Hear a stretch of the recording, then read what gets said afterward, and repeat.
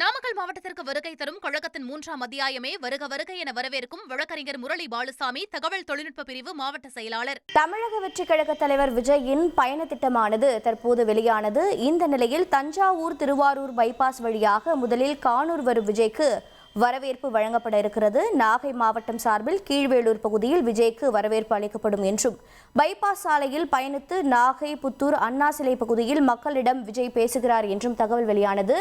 தற்போது காட்சியில் விஜயின் பிரச்சார வாகனமானது உங்கள் விஜய் நாவரேன் என்ற தலைப்பில் கடந்து சென்றது. அதை நமது செய்தியாளர் தாயுமானவன் விளக்கி கூறியிருந்தார். தற்போது விஜயின் தொண்டர்கள், தாவேக தலைவர் விஜயின் தொண்டர்கள் அங்கு கூடியிருக்கக்கூடிய காட்சிகளையும் பிரச்சார வாகனமானது மெல்ல நகர்ந்து வரும் காட்சிகளையும் பார்த்து கொண்டிருக்கிறோம்.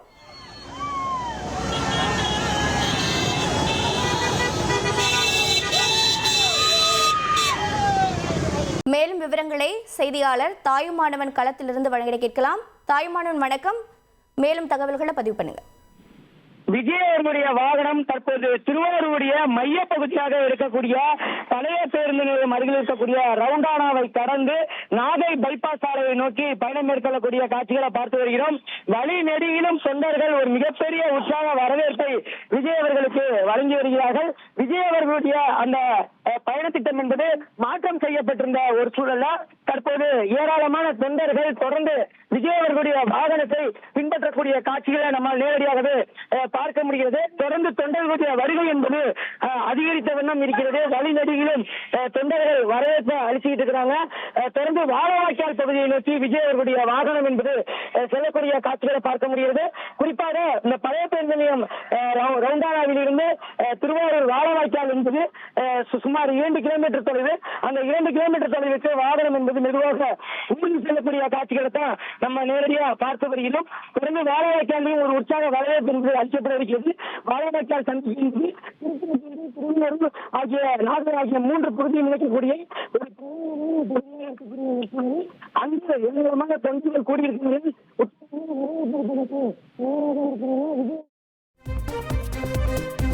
பிள்ளையருங்க, விஜயின் வாகனத்தை பின்தொடர்ந்து திரளான தொண்டர்கள் வருவதாக தகவல் கிடைத்திருக்கிறது. நாகையில் தமிழக வெற்றி கழக தலைவர் விஜய் தனது பிரச்சார வாகனத்தில் ஏறி இருப்பதாக தகவல் வெளியாக இருக்கிறது. தொண்டர்கள் வெள்ளத்தில் பிரச்சார வாகனத்தில் விஜய் பயணிக்கிறார். அந்த காட்சிகளையும் பார்த்து கொண்டிருக்கிறோம்.